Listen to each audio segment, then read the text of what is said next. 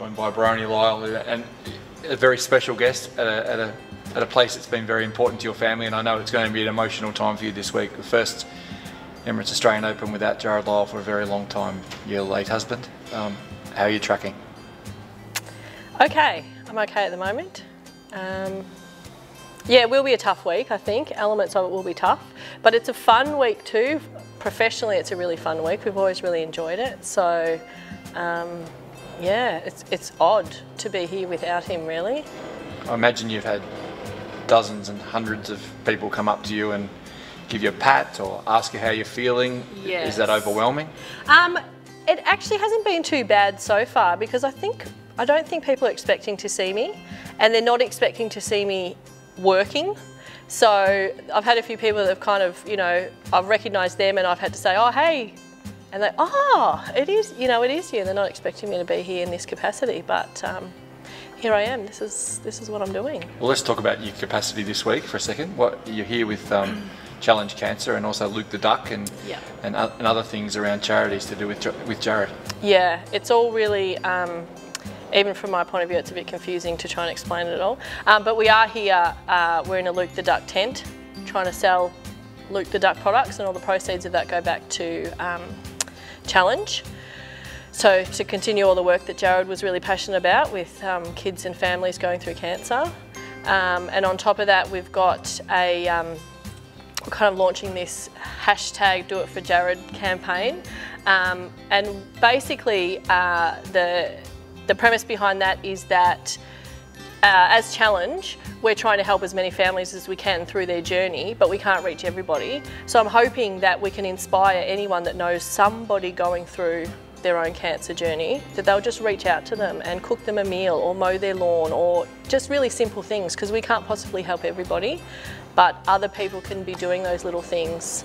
And whether it's in Jarrod's name or not, it really doesn't matter. But if we can flood social media with, you know, photos of people doing it for Jarrod, then I think that's a really powerful message. It's become really a passion of yours, and I know it was of Jarrod's as well, to reach out and give a helping hand to those going through that. Yeah, because not everybody has a Jarrod Lyle to draw, you know, attention to their cause, and we were obviously inundated with support, worldwide support, you know, when things didn't go so well for us, and the average person doesn't have that. So we'd love to kind of put a little bit of the magic of Jarrod Lyle into their experiences and just kind of alleviate some of their pressures, because we know how hard it is.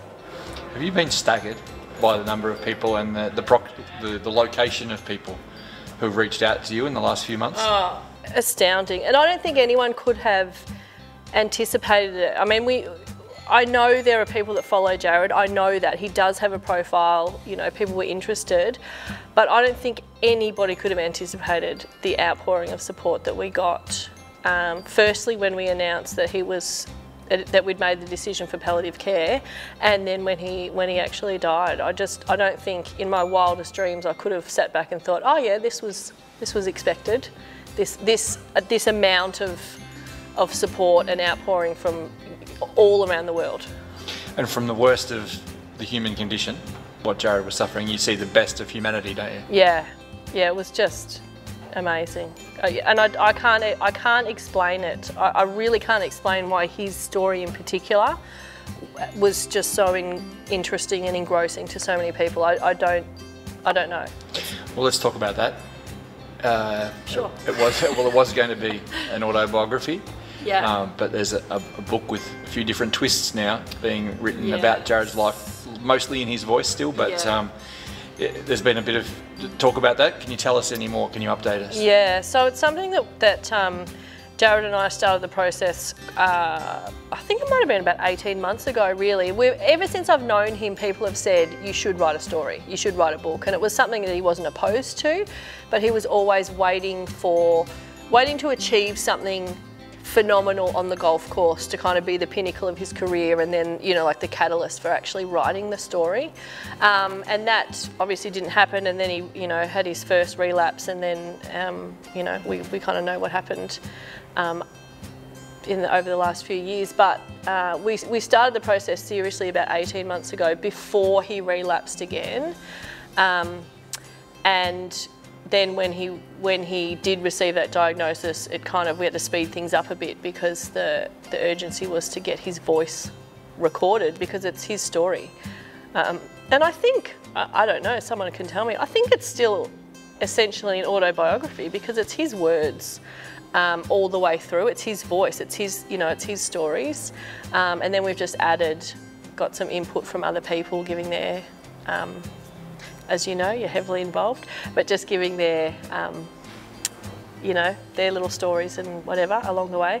And there was some talk that we would potentially look at releasing for Christmas, but it's just too soon. We could have got it done. We could have had it written and out there, but yeah, it's too soon. I can't even read it at the moment, so we're looking at August of next year to coincide with the anniversary of his death. So that's what we'll do. People who know you as and you can see your smile here, it's beautiful, and that's who you are. That's Briony Lyle. But then there's the time here when there's a little quiver in your voice. Yeah. Don't make me cry. No, I'm trying not to make you cry. It's still really raw. You talk about the book timing. People forget that it's just yesterday in your life. It's 3 months. That's all it is. It's like it was, it wasn't long ago. And we sat at this tournament last year, obviously at the Australian, not at the Lakes. And he was bright as a button and running around desperate to play. Yeah, desperate. He was desperate to play. He was officially there in a capacity to help me in our merchandise tent, but there is a photo of him in the tent, but he wasn't a great deal of help. He was off talking to people and, doing interviews, which was fine. And again, we were overwhelmed by the people because he'd already been diagnosed, he'd already had some chemo, we knew what was happening, he was a week out from going in for his transplant. And we knew all of that, and everybody else knew all of that. So if he was standing at the tent with me, we were just overwhelmed by people coming over just to shake his hand and say good luck. Just members of the public that, knew what was happening, what he was about to undergo, and just wanted to shake his hand. So yeah, it's really odd that he was here last year. I mean, it's odd to think about it. And he was, if you didn't know there was anything wrong with him, you wouldn't have known. He looked well. And he had gotten through that part of his treatment really well up until that point. Is that confronting to you, without trying to make you cry? Is that confronting to you to look back on those photos now? Yeah, there's probably not necessarily those in particular, but just the timing of looking at those this week, reminds me of how much has changed in a really short space of time. And there were two things. I mean, aside from yourself, love of his life, he cherished this tournament, didn't he? Yeah, he loved playing this event. It was he always used to say, didn't matter if it was up against Q School. That was a different story, but I think he did fly in, landed Wednesday a couple of years and still played the event. So you couldn't stop him, even if you tried. And it's cheeky to ask, but it would be remiss if I didn't, to ask how the other loves of his life are going, the two little girls that everyone, is hanging on to, hope that they're all pulling through nicely. Are they going well?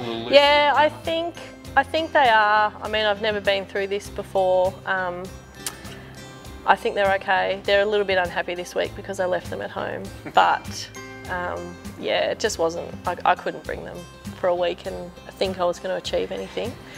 But yeah, they're amazing. Yeah, Lucy's amazing. Oh, amazing, amazing. It's tough having a conversation with Gemma every day about, where's Daddy? Can we see him again? We like Daddy, don't we? Yes, we like Daddy. Like it's all very normal for her, but it's it's a tough reminder every day to have to verbalise it. But it will at some point. It will be more than words for her, and she will actually, hopefully, have an understanding of what's happened.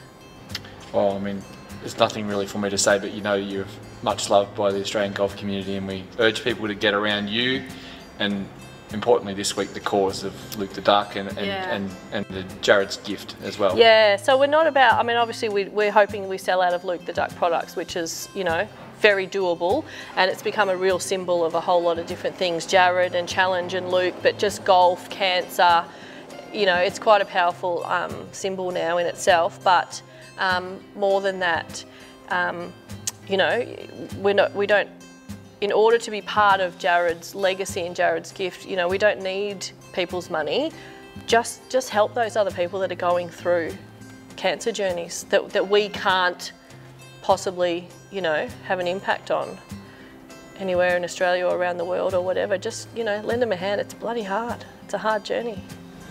We all love you, Bri. Thanks for chatting to us. Thanks, Hazy.